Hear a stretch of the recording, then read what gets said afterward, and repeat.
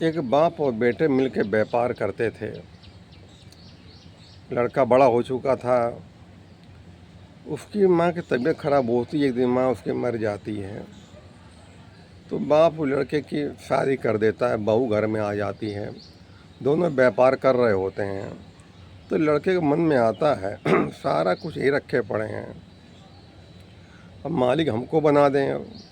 तो बाप से एक दिन कहता है, पापा अपने बैंक सब मेरे नाम कर दो, मकान मेरे नाम कर दो, और चाबी जिम्मेदारी मेरे को सौंप दो, अब आराम करो, आप हमें करने दो। कि मन में आया कि सब कुछ जो है इन्हीं हाथ में रखे पड़े हैं। तो बाप ने कहा अभी थोड़ा समय नहीं है, थोड़ा समय का इंतज़ार करो। तो लड़का उनसे बहस करने लगता है और कहता हमारा बंटवारा कर दो, हम आपके साथ नहीं रहेंगे। तो बाप आधा हिस्सा उसको दे देता है, अपना अकेला हो जाता, बेचारा पत्नी थी नहीं, और वो उसकी बहू और लड़का अलग हो जाता है। छोटा नाती हुआ था उनके, लेकिन बहू बड़ी संस्कारी थी। वो अलग कर दिया था। बाप होटल में खाना खाता कर छोटा मोटा बना लेता था। बहू को बहुत तकलीफ होती थी, आध्यात्मिक थी, बहुत संस्कारी से संस्कार थे, अच्छे परिवार के थी वो। तो पति को समझाती थी, लेकिन बात मानता नहीं था इसका वो। तो बहू बेचारी खाना बना करके टाइम उनको बिना जाने पहुंचा दिया करती थी। सुबह शाम खाना पहुंचा दिया करती, मालूम पड़ने पाए।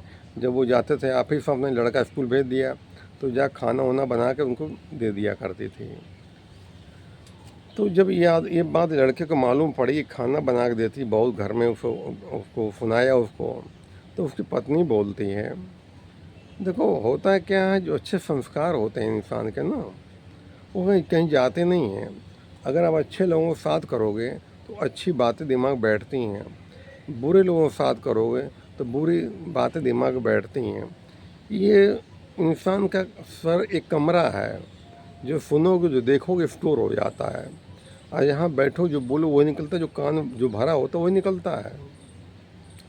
तो उस लड़की ने समझाया अपने आदमी को, औरत ने, कि पिता आपके हैं, आपको पाला पोसा, पढ़ाया लिखाया, इस योग्य बनाया कि व्यापार कर सको, आपकी शादी कर दी, आपका फर्ज यही बनता है पिता को अलग कर दो क्या उसको।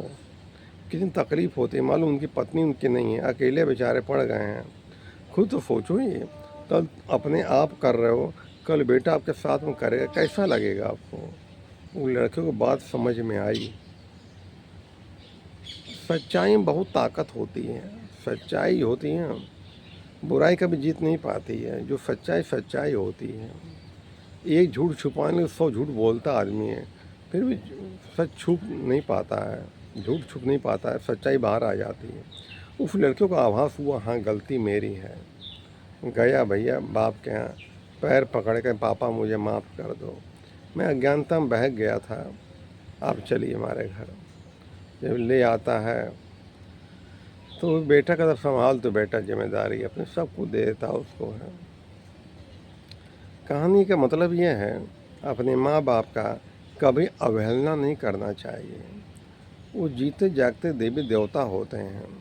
एक माँ ही बाप ऐसे होते हैं जो अपने बच्चे को बढ़ता हुआ देखते हैं, तरक्की हुआ देखते हैं, अच्छा लगता है उनको, एक वही माँ बाप होते हैं। बाकी कोई नहीं चाहता है कि तुम बढ़ो आगे, तरक्की करो, लेकिन माँ बाप ऐसे होते हैं, औलाद बढ़ता है तो बड़ा खुश, उनको खुशी होती है कि मेरा औलाद तरक्की कर रहा है। धन्यवाद।